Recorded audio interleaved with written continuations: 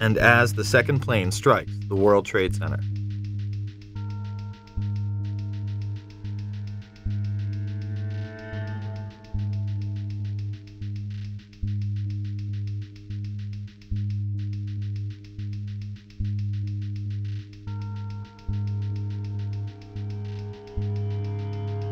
There were 5 E-4Bs in the air on 9/11.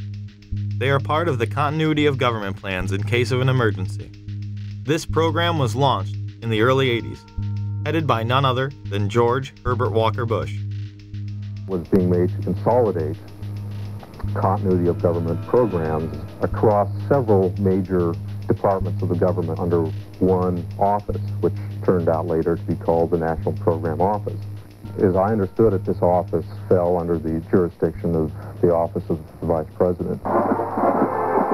Then Vice President George Bush was the first in charge. On 9/11, this program was put into effect. This next one happens a lot these days. It seems like a story that is both reassuring and scary at the same time. This morning we learned that the Vice President wasn't the only one sent to an undisclosed location on September 11th, that an entire backup government was and is still there and may be there for as long as anyone now at least can imagine. Traveling in Iowa, the president for the first time discussed a secret ongoing operation designed to keep the federal government running if Washington is paralyzed by a terrorist strike. I still take the threats that we receive from Al-Qaeda killers and terrorists very seriously. The operation was first reported by the Washington Post and confirmed to CNN by several administration officials. The shadow or bunker government involves roughly 100 senior staffers from every cabinet department and major government agency. Operates primarily out of 2 secret bunkers in the eastern United States, and is charged with running the executive branch if communication with Washington is severed. The secret plan took shape in the minutes and hours after the September 11th strikes, as Mr. Bush took a cautious route back to Washington.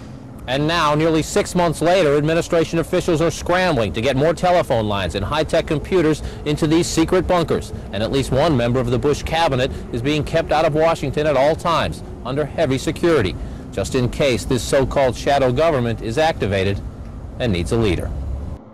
Despite it being on television and in numerous papers, most people continue to deny that a shadow government even exists. Now, what if I told you that Dick Cheney was the reported head of this group on the day of 9/11? President Bush cracked jokes about it at a prime rib dinner. The Vice President has been moving among secret locations to provide continuity of government. A year ago, Dick was running the country, Bush said. Today, he lives out of a little suitcase. Cheney has been part of the succession program since its inception. To reduce the possibility of decapitation, the National Program Office was directed to create a new program to assure the continuity of government. It was known as the Presidential Successor Support System, or PS-Cubed. Dick Cheney, Edwin Meese, Tip O'Neill, and Dick Thornburg all have been in the line of succession by virtue of their offices, but our sources say the NPO gave them additional responsibilities under the new system. Cheney would arrive at the emergency center before the Pentagon was attacked. Shortly after 9:30 a.m., the President's National Security Team is in the Situation Room, a secure communications center in the basement of the West Wing. Vice President Dick Cheney is there, along with National Security Advisor Condoleezza Rice. I arrived at the PIOC at about 9:20 a.m.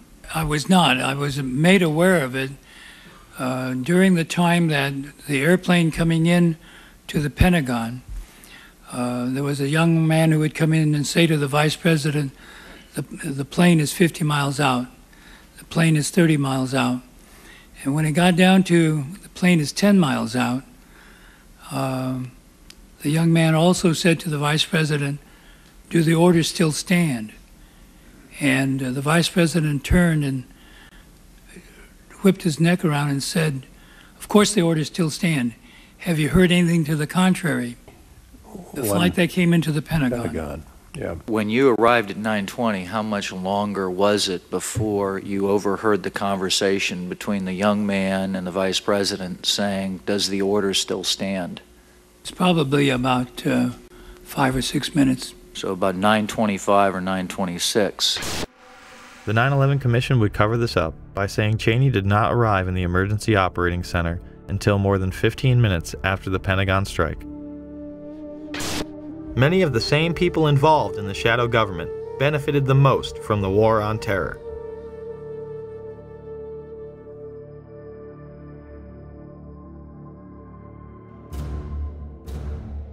A key hub for intelligence was the Salomon Brothers building, also known as World Trade Center 7.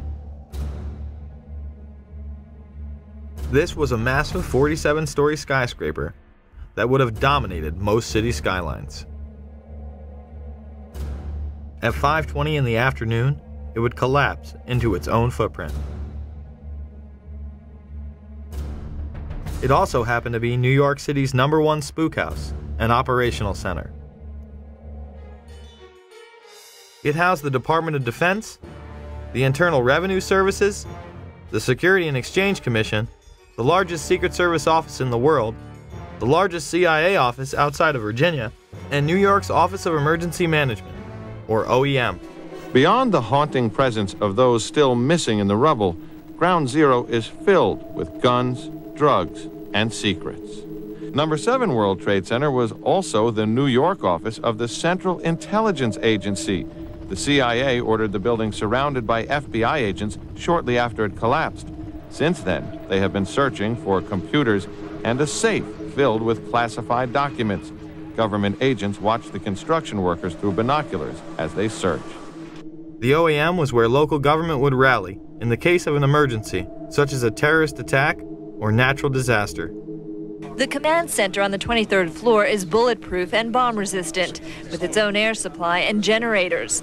It's linked to city airports, the Coast Guard, and the Pentagon. Computers will soon have detailed blueprints of every major building in New York City. Surprisingly, it would be deserted when city officials Barry Jennings and Michael Hess arrived. When the Office of Emergency Management did an activation, they always included our locale. I received the call shortly after the first plane hit. I got there, I had to be inside on the 23rd floor when the second plane hit. Upon arriving into the OEM EOC, we noticed that everybody was gone. I saw coffee that was on a desk. Still, the smoke was still coming off the coffee. I saw half-eaten sandwiches. And only me, Mr. Hess, was up there. After I called several individuals, one individual told me that to leave and leave right away. Both would go on network television on 9/11 and make the claim they experienced explosions inside the building as they tried to evacuate. I'll give you a live picture down Church Street. Fire crews now walking back toward the scene. We have seen them all morning trying to walk away, because what happens is every time a little piece of the building comes down, a huge black cloud comes at us, making it almost impossible to breathe or see anything in front of them. But now, at least for the past couple of minutes, it has been clear from this space back on Chambers in that area. So now they're walking back toward the World Trade Center. And as we keep letting you hear the personal stories, the survivor stories of exactly what happened inside the World Trade Center when that first plane went in, and of course the collapses since then, we're going to bring more of those to you now. Barry Jennings, you were on the 8th floor, you work for the City Housing Department. Explain to me the moment of impact. Well, me and Mr. Hess, the Corporation Counsel, were on the 23rd floor. I told him we got to get out of here. We started walking down the stairs. We made it to the 8th floor. Big explosion. Blew us back into the 8th floor. And I turned to Hess. I said, this is it. We're dead. We're not going to make it out of here. I took a fire extinguisher and I bust the window out. That's when this gentleman here heard my cries for help. This gentleman right here, and he kept saying, stand by, somebody's coming to get you. They couldn't get to us for an hour because they couldn't find us. You thought that was it? I thought we're dead. I thought that was it. We have Frank Uciardo back on the phone with us, Brenda, with some New York City officials. Frank, go ahead. That's right. I'm standing here right now just off Broadway by City Hall with Michael Hess, who is the city's Corporation Counsel. Mr. Hess, you were trapped in, I believe, 7 World Trade Center. Go ahead, sir. Yes, I was. I was up in the Emergency Management Center on the 23rd floor, and when all the power went out in the building, another gentleman and I walked down to the 8th floor where there was an explosion, and we've been trapped on the 8th floor with smoke, thick smoke all around us for about an hour and a half. but the New York Fire Department, as terrific as they are, just came and got us out. When I made it to the 6th floor, and there was an explosion. The explosion was beneath me. Keep in mind now, it's pitch black in there. All the lights went out. So when the explosion happened, it blew us back. I'm thinking I'm standing on the landing. I'm actually holding on to a pole above us. Really? And I had to climb back up because Hess is yelling, "What do we do now?" I said, "There's only one thing we can do, and it's go back up." Both buildings were still standing. Keep in mind, I told you the fire department came and ran. They came twice. Why? Because building tower 1 fell, then tower 2 fell. And then when they came back with all concern now, like to get me the hell out of there. I was trapped in there for several hours. I was trapped in there when both buildings came down. All this time, I'm hearing all types of explosions. All this time, I'm hearing explosions. When they finally got to us, and they took us down to what they called the lobby, because I asked them, I said, when we got down there, I said, "Where are we?" He said, "This was the lobby." And I said, "You gotta be kidding me." It was total ruins. Total ruins. Now keep in mind, when I came in there, the lobby had nice escalators. It was a huge lobby. And for me to see what I saw, it was unbelievable.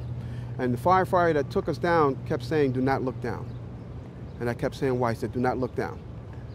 And we were stepping over people. And you know you can feel when you're stepping over people. This building would fall into its own footprint at 5:20 in the afternoon at nearly free-fall speed. Almost 7 years later, there has still been no official reason given, but some have given the false impression that damage caused by the collapse of the Twin Towers brought 7 down. Despite the fact that no other surrounding buildings acted in this manner.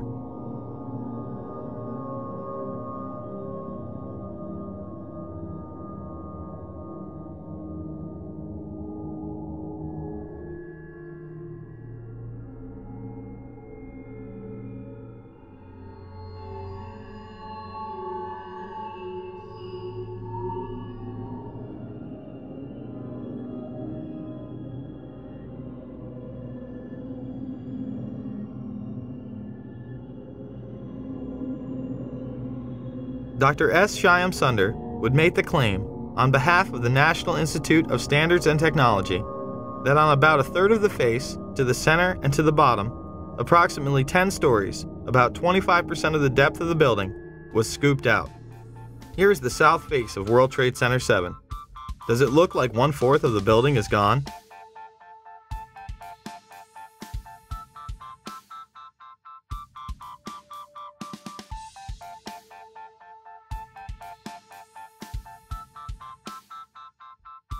Perhaps we should take a look inside.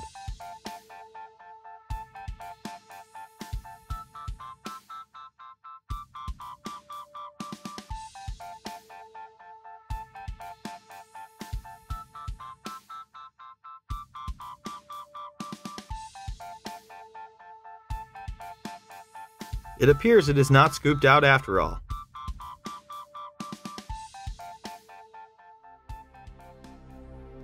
Members of the media were reporting that the building had collapsed due to structural damage and fire, more than 20 minutes prior to it going down. Now, more on the latest building collapse in New York. You might have heard a few moments ago, I was talking about the Salomon Brothers building collapsing. And indeed it has. Apparently that's only a few hundred yards away from where the World Trade Center towers were. And it seems that this was not a result of a new attack. It was because the building had been weakened during this morning's attacks. We'll probably find out more now about that from our correspondent, Jane Stanley. Jane, what more can you tell us about the Salomon Brothers building and its collapse? The building can clearly be seen in the background as Jane Stanley reports its demise.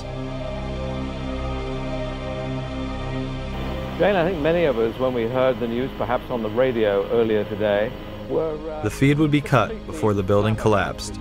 And just couldn't comprehend it. I mean, it almost sounded too far-fetched. I was wondering what it felt like for you being in Manhattan.